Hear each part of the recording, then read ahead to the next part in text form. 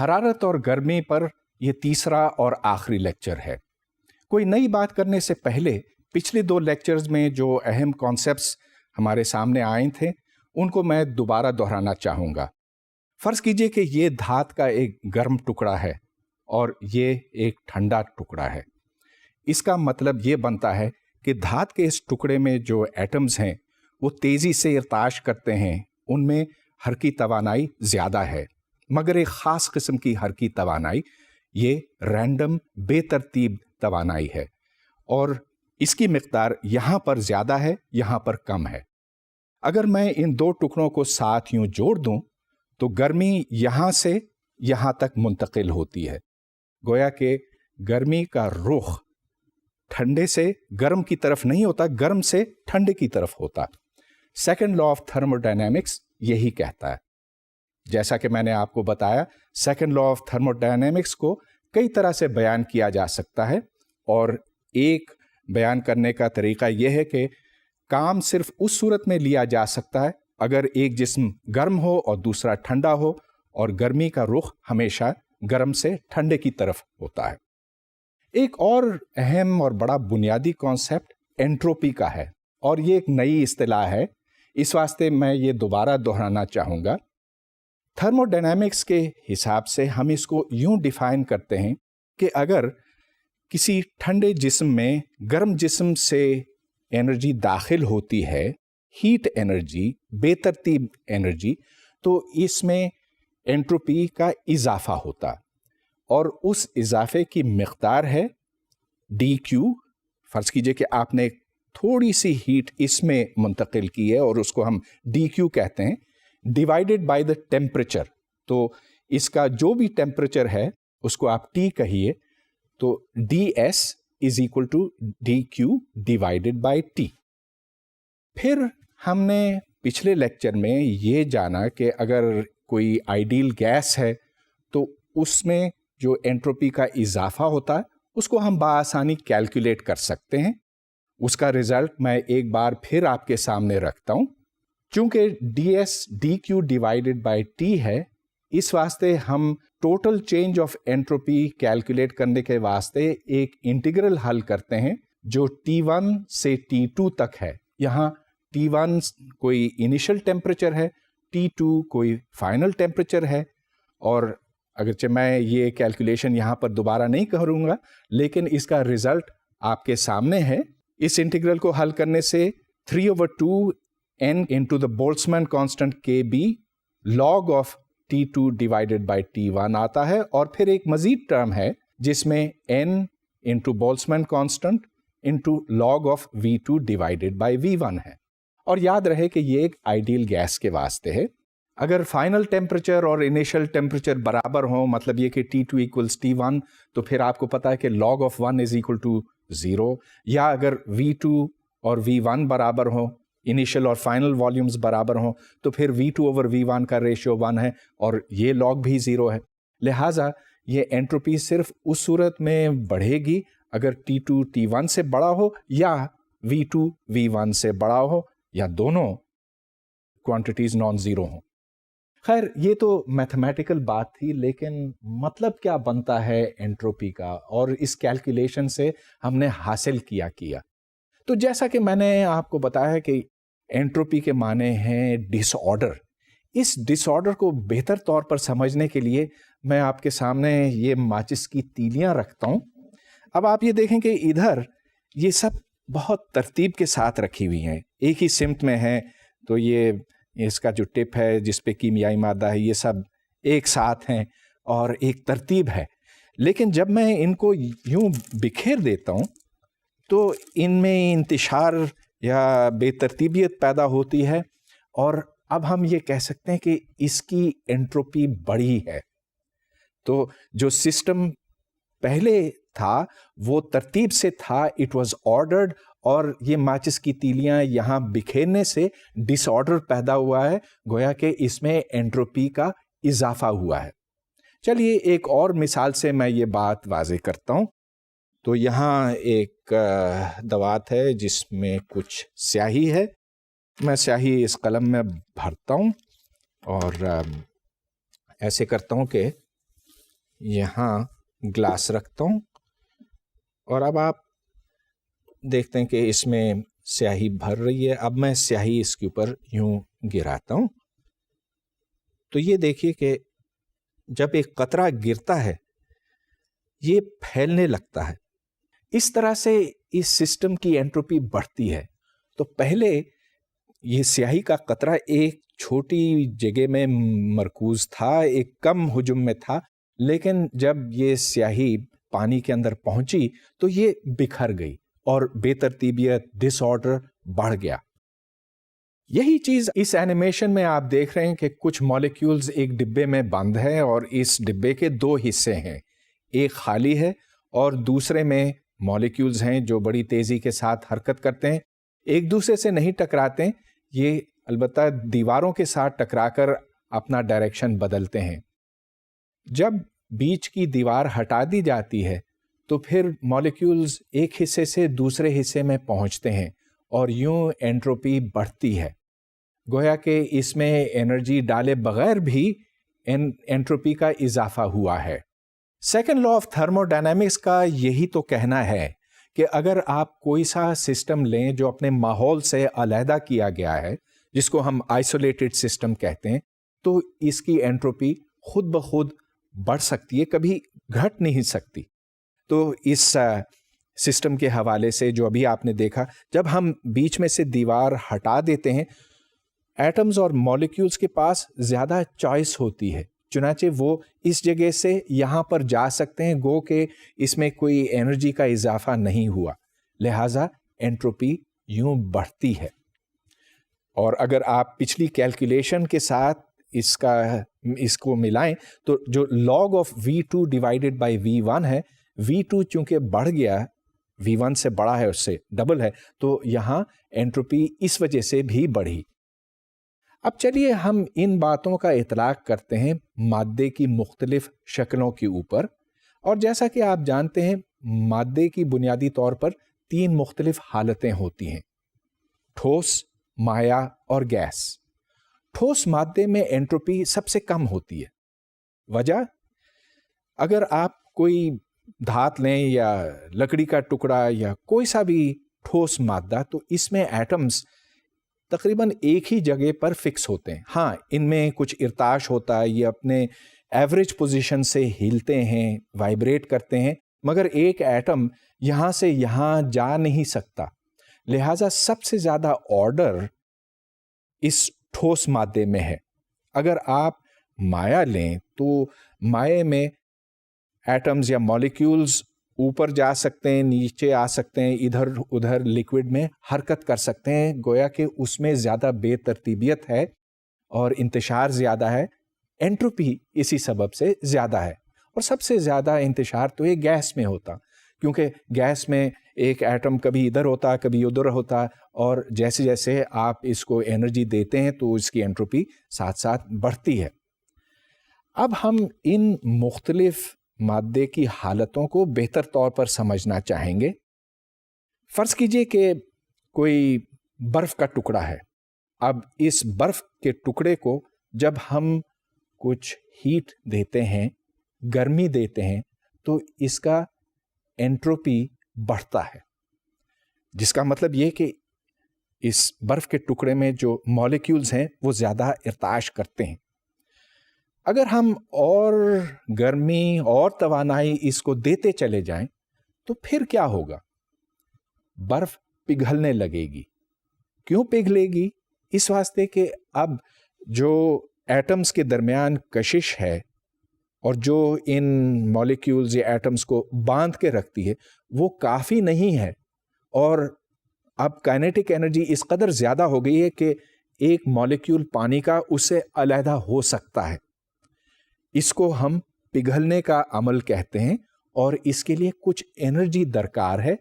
उस एनर्जी को हम लेटेंट हीट ऑफ मेल्टिंग कहते हैं।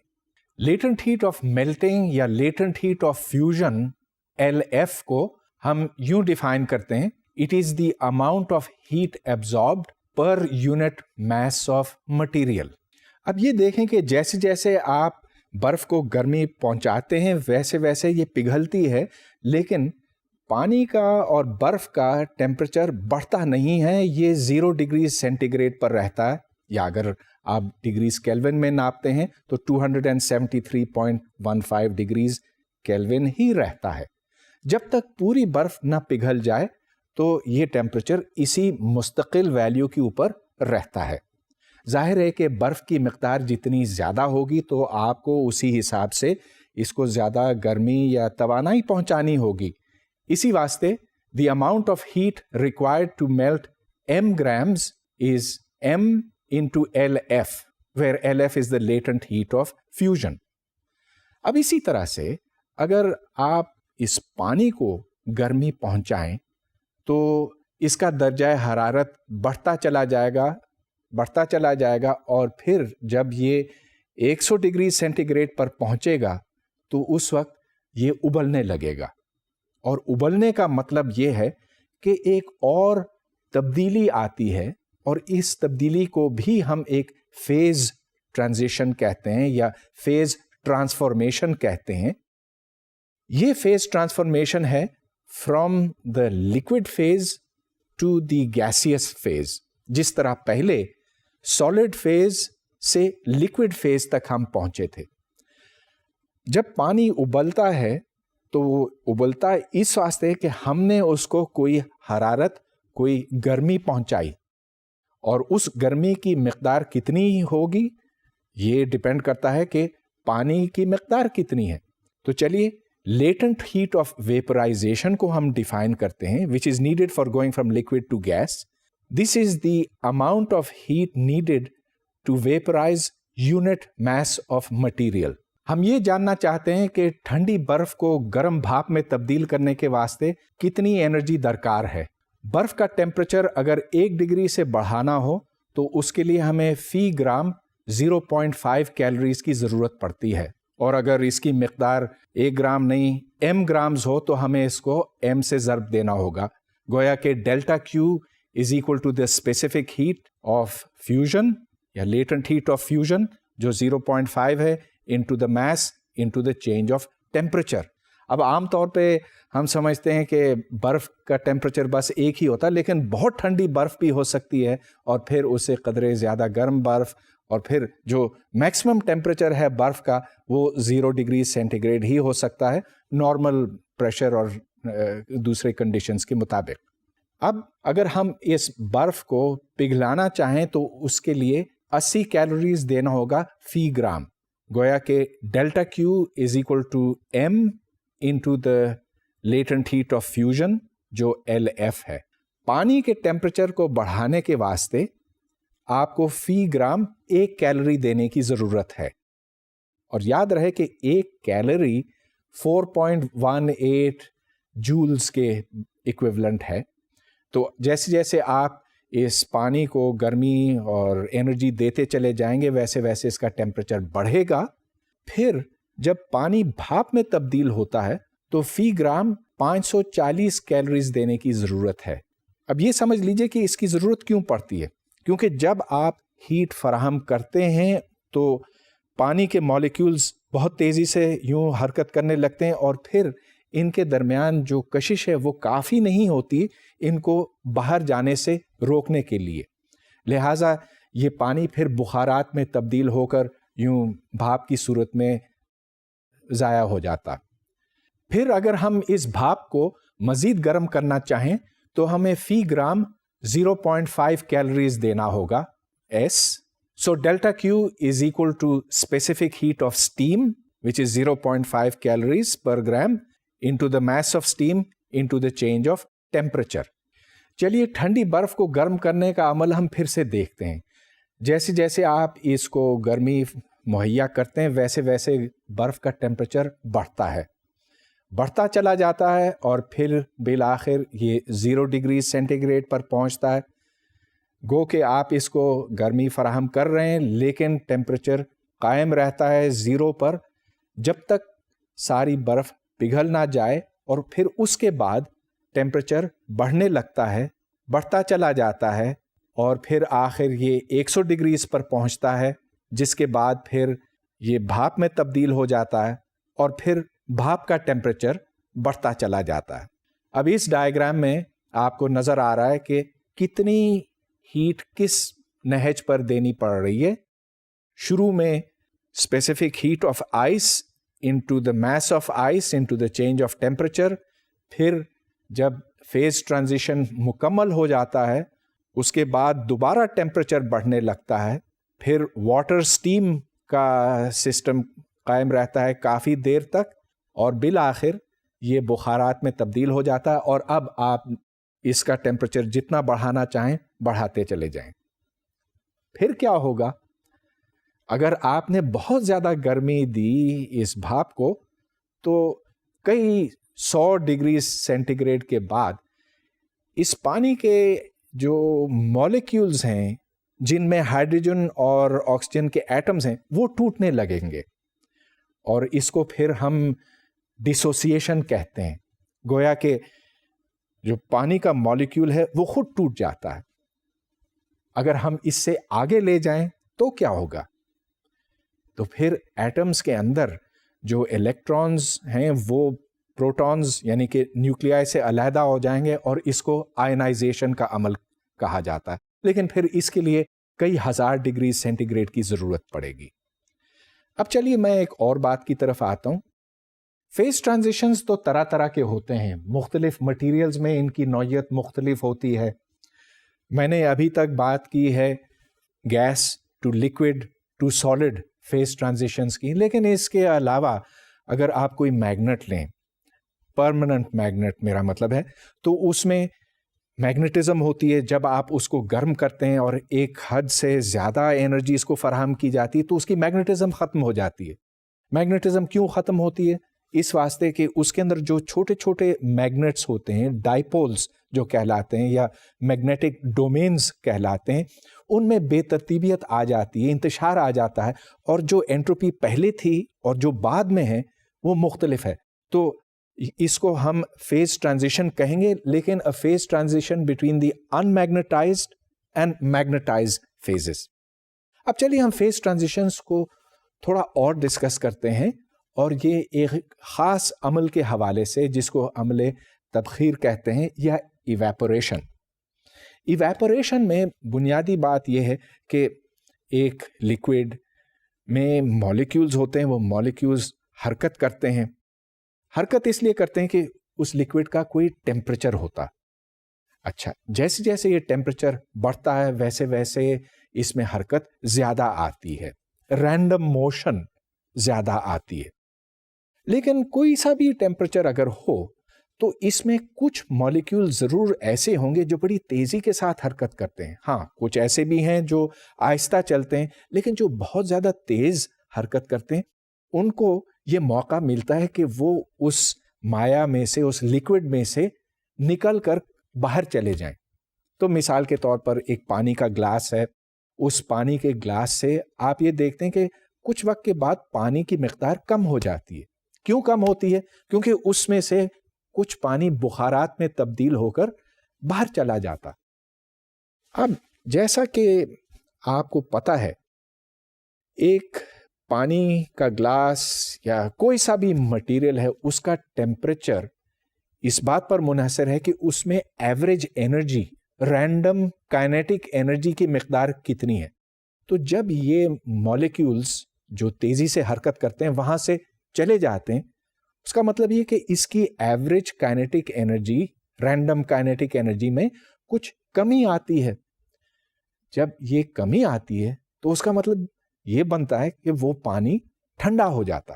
اب یہی وجہ ہے کہ ہم پانی کو مٹکوں میں اور سراہیوں میں رکھتے ہیں، اس لیے کہ وہاں سے پانی بخارات میں تبدیل ہو کر چلا جاتا ہے اور اس میں ایوریج کائنیٹک انرجی کم رہ جاتی ہے. اس سے متعلق میں آپ کو کچھ کھلونے دکھانا چاہتا ہوں جو ایویپوریشن کے اصول کو استعمال کرتے ہوئے بنائے گئے ہیں. تو یہ دو پرندے ہیں، یہ دیکھیں، ادھر ایک طوطا ہے، ادھر بطخ، اور یہ بیچارے صرف پانی پیتے ہیں. پیتے بھی کیا، ان کی چونچ گیلی ہے.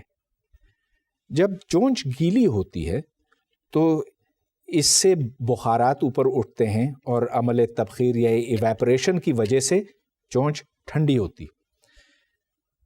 یہاں نیچے کی طرف ایک لیکوڈ ہے. یہ لیکوڈ اوپر کے مقابلے میں تھوڑا زیادہ گرم ہے. اب چونکہ گرم ہے اس واسطے ادھر سے جو اس لیکوڈ کے بخارات اوپر اٹھتے ہیں اور جو اس برتن کے اندر اس ویسل کے اندر بند ہیں, یہاں پریشر زیادہ ہے. چنانچہ یہاں سے لیکوڈ اوپر اٹھتا ہے اور سر کی طرف جاتا ہے. یہاں سر بھاری ہو جاتا ہے اور اس واسطے یہ جھک جاتا ہے. جب یہ پوری طرح سے یوں جھک جاتا ہے تو پھر لیکوڈ دوبارہ اس کے اندر آ جاتا ہے اور پھر یہ عمل چلتا رہتا ہے. اب بہت سی دلچسپ باتیں کہی جا سکتی ہیں اس کے بارے میں. کیا اس سے ہم ایک ایسی مشین بنا سکتے ہیں جو صرف پانی پر چلتی ہو؟ ہاں. اب بجائے کھلونا رکھنے کے اگر ہم اس کے ساتھ ایک جنریٹر لگاتے تو اس جنریٹر میں بجلی پیدا ہو سکتی, لیکن اس بجلی کی مقدار بہت کم ہوگی. بہرحال یہ بجلی کہیں سے تو آئی, گویا کہ اس کھلونے سے یا اس جیسی چیز سے کام لیا جا سکتا ہے. تو یہ کام کہاں سے آیا؟ اس میں کنزرویشن آف انرجی کی کوئی خلاف ورزی تو نہیں ہوئی. اگر آپ اس پر غور کریں تو دیکھیے اس میں بنیادی بات یہ ہے کہ بخارات اوپر اٹھتے ہیں, یہ ٹھنڈا ہو جاتا, مگر اگر آپ اس کمرے کو مکمل طور پہ بند کر لیں اور اس میں کوئی ہوا اندر آ نہ سکے نہ جا سکے تو کچھ وقت کے بعد یہ پانی ادھر سے ختم ہو جائے گا, بخارات میں تبدیل ہو جائے گا اور پھر یہ عمل رک جائے گا. چنانچہ اگر دیکھا جائے تو ان کھلونوں کو, ان پرندوں کو انرجی ملتی ہے, مگر وہ انرجی سورج سے ملتی ہے. اس واسطے کہ ہمارا کمرہ اور جو کچھ اس کے اندر ہے ایک مستقل ٹیمپریچر پہ ہے, وہ ٹیمپریچر ہمیں پھر بالآخر سورج سے ہی ملتا ہے. ایویپریشن سے ٹھنڈک پہنچتی ہے اور یہی وجہ ہے کہ گرمیوں میں ہم پنکھا چلاتے ہیں, کیونکہ پنکھا پسینے کو خشک کرتا ہے. خشک کیوں کرتا ہے؟ اس لیے کہ پسینے میں جو تیز حرکت کرنے والے مالیکیولز ہیں وہ جلدی نکل جاتے ہیں, لہٰذا وہاں پر ٹیمپریچر کم ہو جاتا ہے. اس واسطے کہ جو ایوریج انرجی ہے اور ایوریج حرکت ہے یا حرکت کرنے کی سپیڈ ہے وہ کم ہو جاتی ہے. اب یہی چیز ہم کسی چیز کو ابالنے میں دیکھتے ہیں. مثلاً پانی ابلتا ہے جب اس کا ٹیمپریچر 100 ڈگری سینٹی گریڈ ہوتا ہے, لیکن فرق یہ ہے کہ وہاں پر ہم انرجی فراہم کرتے ہیں, باہر سے انرجی دی جاتی ہے اور پھر بخارات اس سے اوپر اٹھتے ہیں اور بھاپ بنتی ہے. اس میں بنیادی بات یہ ہے کہ جو چیز ابالی جاتی ہے اس سے جو پریشر بنتا ہے, جس کو ویپر پریشر بنتا ہے, وہ باہر کے پریشر سے برابر ہوتا ہے یا اس سے زیادہ ہوتا. اگر ہم باہر کے پریشر کو بڑھاتے جائیں تو زیادہ مشکل سے مالیکیولز یہاں سے باہر جا سکیں گے. چنانچہ اگر ایک پانی کے ویسل کے اوپر, کسی برتن کے اوپر ہم پریشر بڑھا دیں یا اس کو ہم بند رکھیں جیسا کہ ہم پریشر کوکر میں کرتے ہیں, تو پھر یہ پانی 100 ڈگریز نہیں, یہ 105 یا 110 ڈگری پر ابلے گا. اور اسی طرح سے جب آپ پانی کو کسی اونچائی پر لے جاتے ہیں, مثلاً اگر مری یا نتھیا گلی میں آپ پانی ابالیں تو وہ پانی 100 ڈگری سینٹی گریڈ پر نہیں, وہ 95 یا 98 ڈگری سینٹی گریڈ پر ابلے گا. تو بوائلنگ پوائنٹ کا انحصار اس بات کے اوپر بھی ہے کہ باہر کا پریشر, ایکسٹرنل پریشر کتنا ہے. اب چلیے میں نے یہ ساری باتیں آپ کو ایٹمز اور مالیکیولز کے حوالے سے بھی بتائی ہیں. پھر میں یہ بات دہراتا ہوں کہ ایک مالیکیول اس لیکوڈ میں سے تب آزاد ہو سکے گا جب اس کے پاس اتنی انرجی ہوگی کہ وہ باقی مالیکیولز کی کشش سے فارغ ہو کر باہر نکل سکے. یہ ساری باتیں تھرمو ڈائنامکس کی ہیں تو صحیح, لیکن ان کی توجیحات میں نے آپ کو مالیکیولز اور ایٹمز کے حوالے سے دی, اور دراصل میں صرف کلاسیکل تھرمو ڈائنامکس کی اس وقت بات نہیں کر رہا ہوں, میں اسٹیٹسٹیکل تھرمو ڈائنامکس کے حوالے سے آپ کو یہ توجیحات دے رہا ہوں. اب یہ لفظ میں نے استعمال کیا اسٹیٹسٹیکل تھرموڈائنامکس، اور اس کی میں تھوڑی سی اب وضاحت کرنا چاہوں گا۔ اسٹیٹسٹیکل تھرموڈائنامکس کو مائکروسکوپک یا مولیکولر اپروچ بھی کہتے ہیں، اور اس کا بنیادی مقصد یہ ہے کہ ایک سسٹم کی مختلف پراپرٹیز کو کیلکولیٹ کیا جائے اس کے انڈیویڈول مالیکیولز کی پراپرٹیز سے۔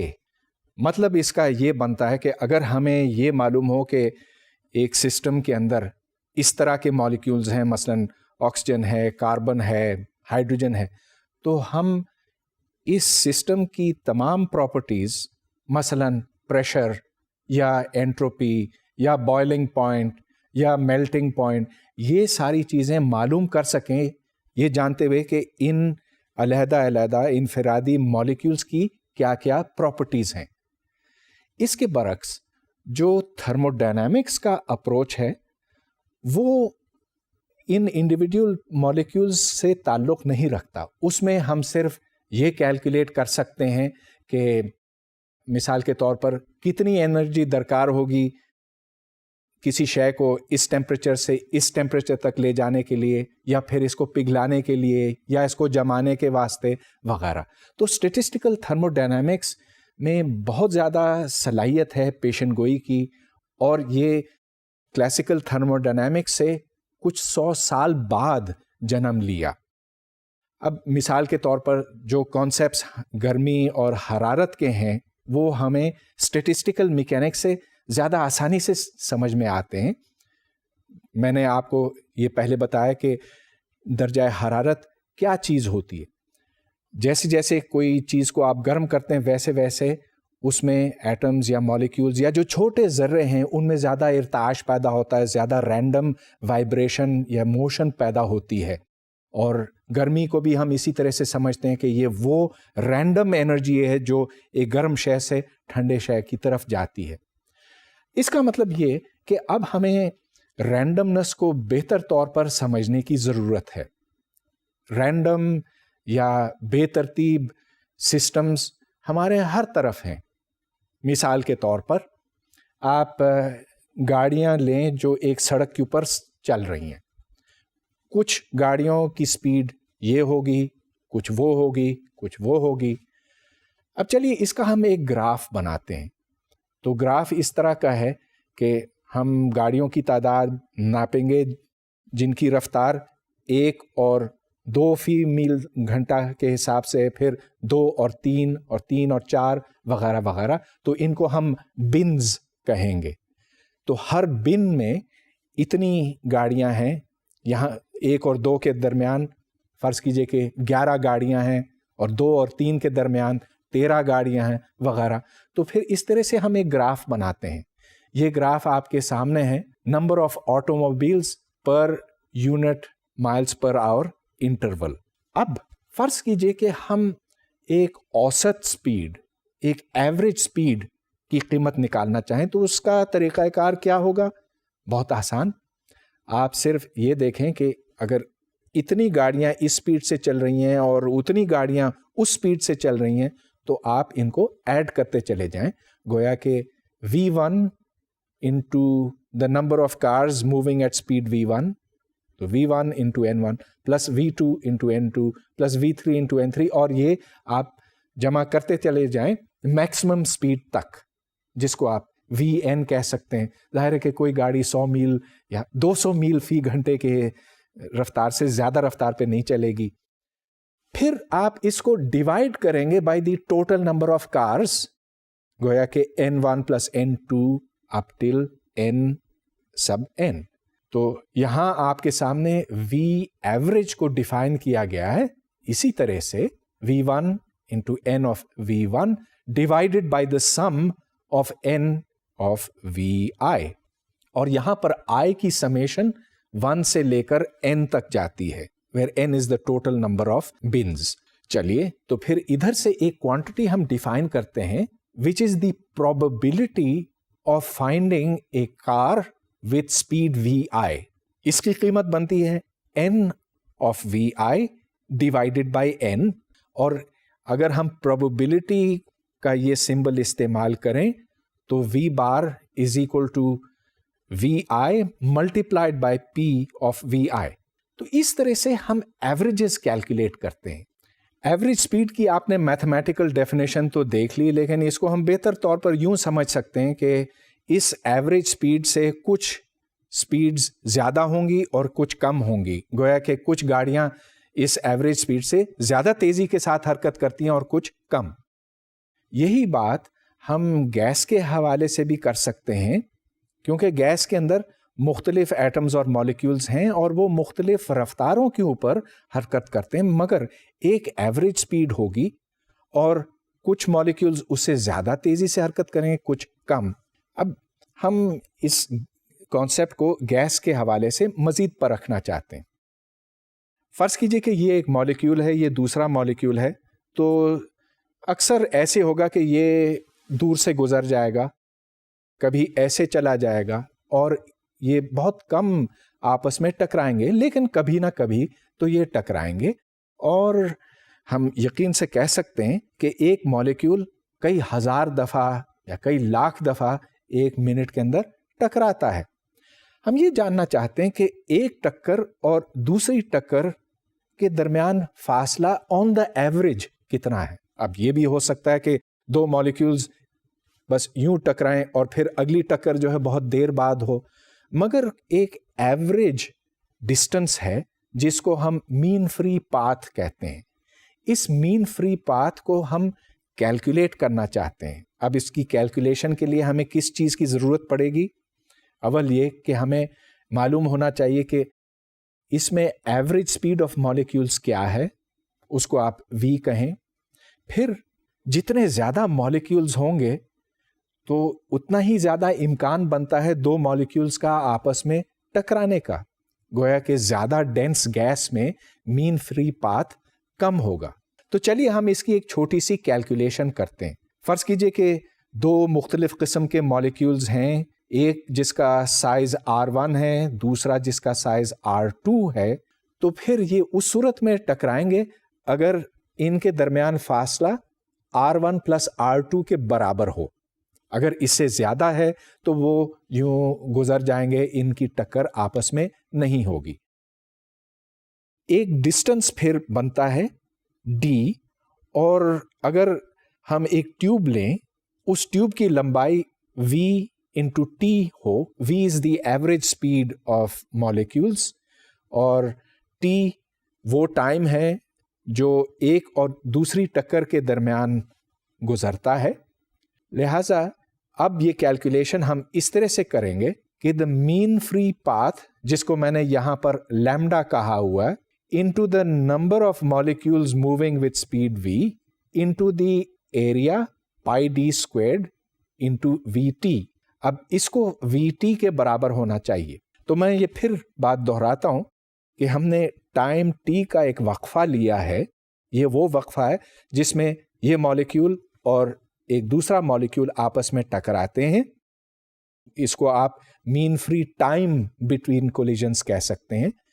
तो इसमें जो नंबर ऑफ मॉलिक्यूल्स बनते हैं, that is NV, number of molecules per unit volume, into the volume. Volume की मिकदार कितनी है? पाई d स्क्वेयर्ड इंटू VT। चुनाचे यहां से लैम्डा की कीमत निकलती है 1/n इंटू d स्क्वेयर्ड, और n का मतलब है number of molecules per unit volume. इसका मतलब यह बनता है कि अगर मॉलिक्यूल्स की तादाद कम हो, गोया कि इस गैस की डेंसिटी कम हो एक फिक्स वॉल्यूम के लिए, तो ये लैम्डा बहुत बड़ा होगा। बहुत बड़ा होने का मतलब ये कि एक टक्कर और दूसरी टक्कर बहुत कम होती है और इनके दरमियान जो फासला है वो बहुत ज़्यादा है। इसके बरक्स अगर कसाफत ज़्यादा हो तो एक मॉलिक्यूल अक्सर किसी और मॉलिक्यूल के साथ टकराएगा। तो lambda is the distance between collisions. अब फर्ज कीजिए कि हम एक बहुत ही डाइल्यूट गैस लेते हैं, तो उसमें फिर एक मॉलिक्यूल दूसरे के साथ शाज़ो नादिर ही टकराता है। ऐसी सूरत में जहां ये बिल्कुल ही नहीं टकराता, उसको हम आइडियल गैस कहते हैं। आइडियल गैस पर मज़ीद बात करने से पहले मुझे एक क्वांटिटी डिफाइन करनी है जिसको मोल कहते हैं। Mole is an amount of gas containing 6.02 times 10 to the power 23 molecules. ये 6.02 times 10 to the 23 molecules Avogadro's number कहलाता है.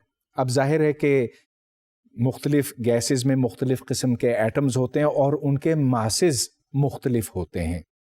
एक मोल का मतलब है amount of gas containing 6 times 10 to the power 23 molecules. और मोलर मैस, जिसको कैपिटल एम कहते हैं, this is the mass of 1 mole of A gas. So m is equal to a grams.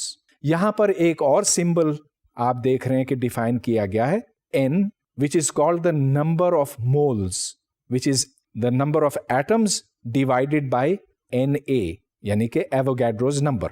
अब अगर हम आइडियल गैस लॉ लिखें तो उसको हम या तो PV equals n, number of atoms or molecules, into K, which is Boltzmann constant, into T लिख सकते हैं, PV equals NKT, या फिर हम एक दूसरी क्वांटिटी डिफाइन कर सकते हैं जिसको गैस कांस्टेंट कहा जाता है, R, और ऐसी सूरत में PV is equal to nRT. ये दोनों आपके सामने हैं.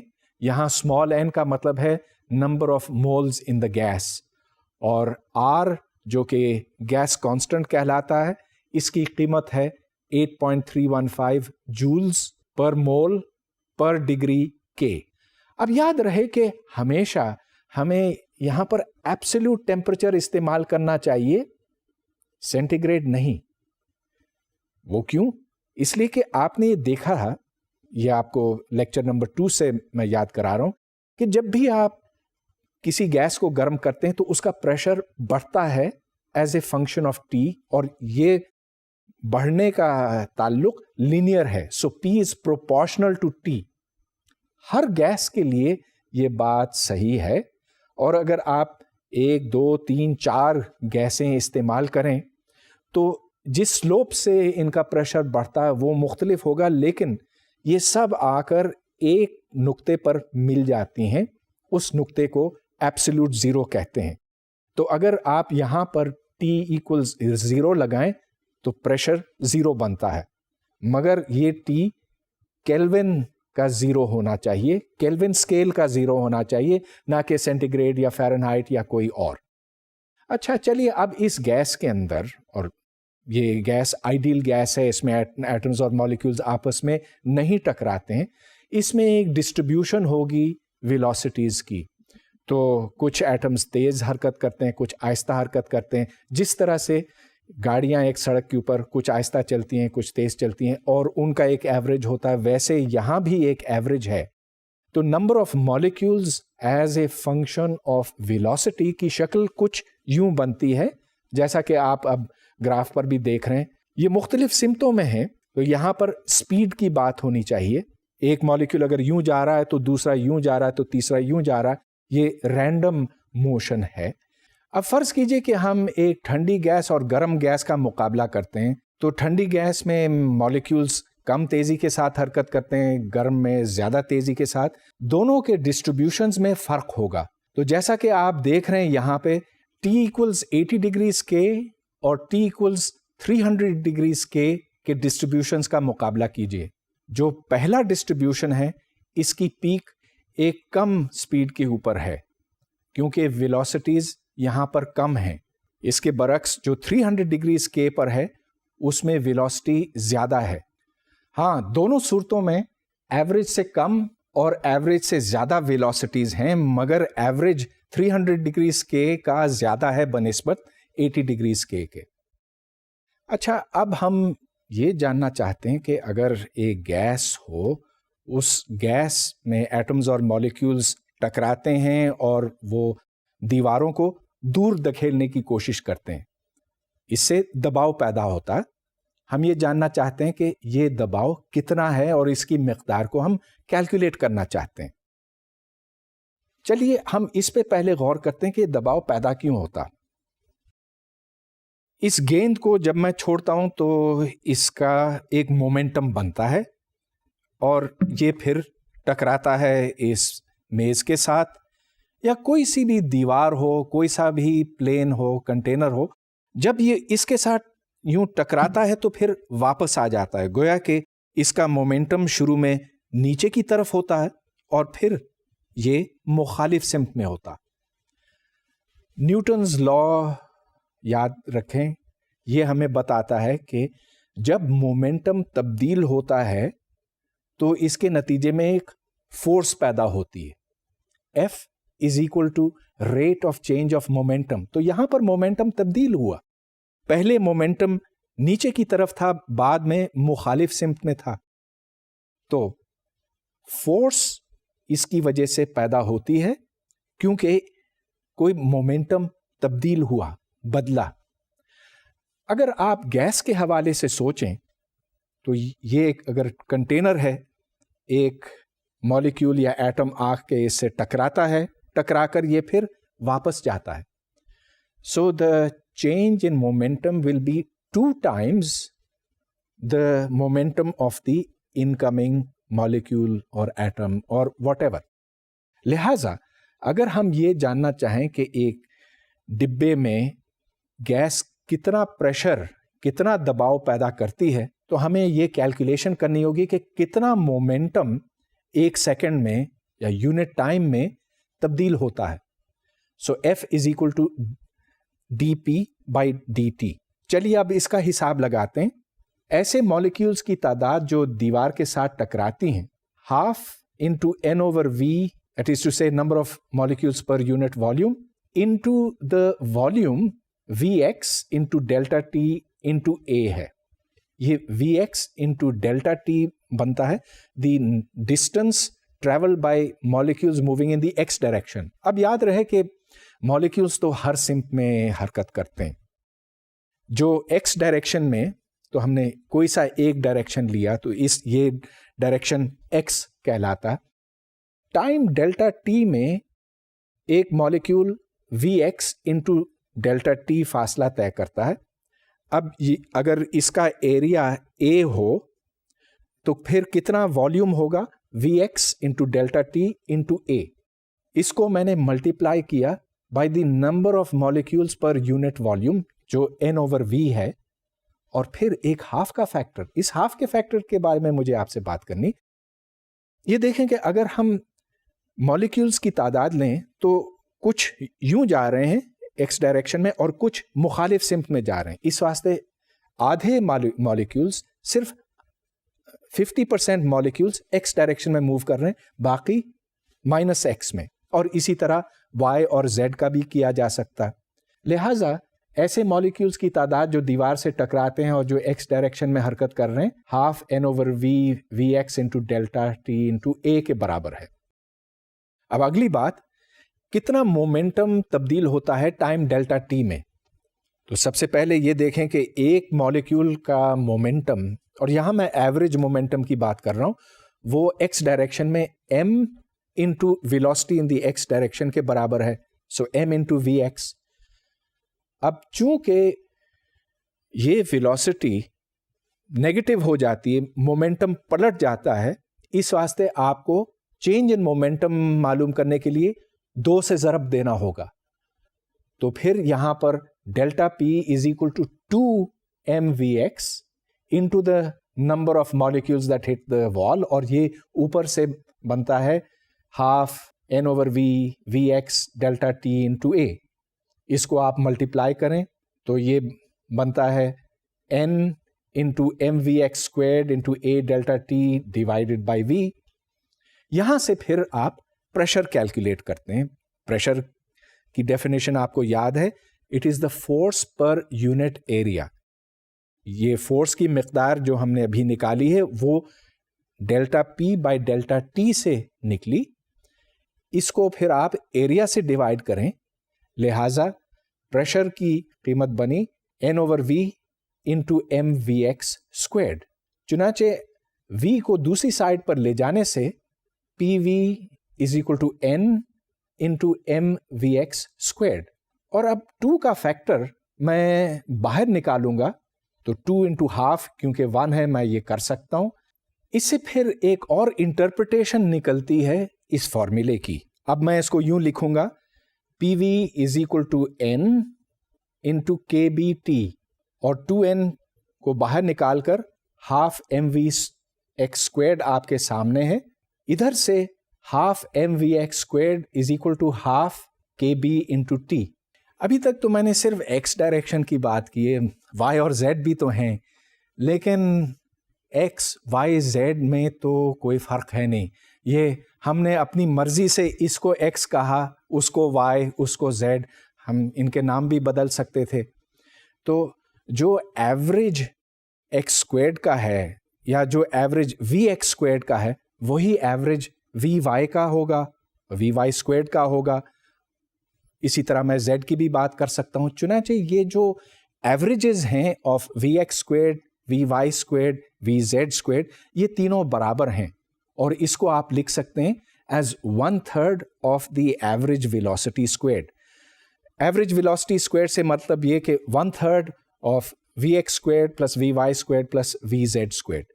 चुनांचे यहाँ पर जो रिलेशन अब हमारे सामने आता है, that is half mvx² is equal to half kbt, और vx² को आप लिख सकते हैं एज 1/3 ऑफ v²। इधर से फिर एवरेज काइनेटिक एनर्जी बनती है हाफ mv², जो 3/2 kb इंटू टी के बराबर है, which means that the total kinetic energy is equal to 3/2 n, where n is the number of molecules, into kb into t। ये एक निहायत ही खूबसूरत नतीजा है। हमें इससे ये पता चलता है कि जो एवरेज काइनेटिक एनर्जी किसी मॉलिक्यूल की है वो 3/2 kT के बराबर है। तो T यानी कि गैस का टेम्परेचर जितना ज़्यादा होगा उसी हिसाब से एवरेज एनर्जी ज़्यादा होगी। इधर असम्पशंस बहुत ही मामूली थे। हमने ये कहा कि x, y, z डायरेक्शंस एक बराबर हैं। हमने न्यूटन्स लॉ इस्तेमाल किया। न्यूटन्स लॉ का कहना है कि F is equal to dp/dt। यहाँ पर P उस मॉलिक्यूल का मोमेंटम है जो दीवार के साथ टकराता है और फिर टकराने के बाद वापस आता है।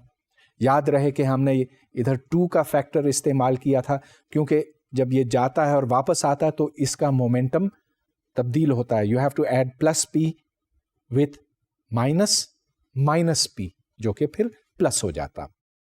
इस तरह से हमने रूट मीन स्क्वायर वेलोसिटी हासिल की, which is square root of 3 into kb into t divided by m।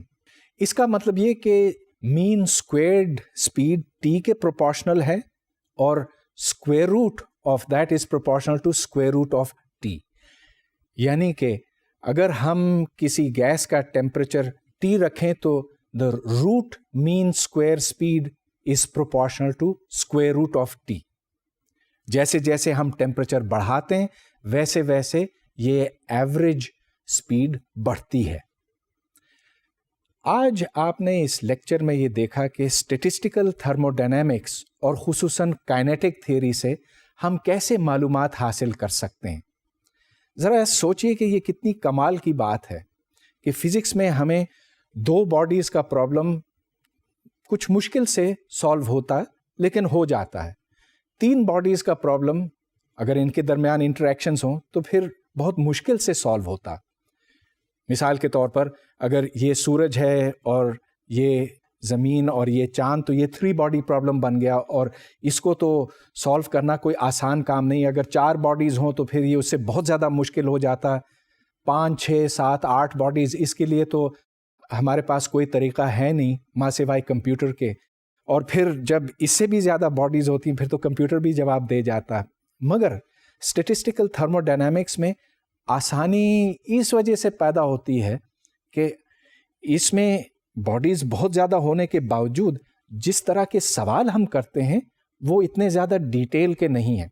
मिसाल के तौर पर अभी जो आपने कैलकुलेशन देखी उसमें हमने प्रेशर कैलकुलेट किया था और वो एक एवरेज प्रॉपर्टी है।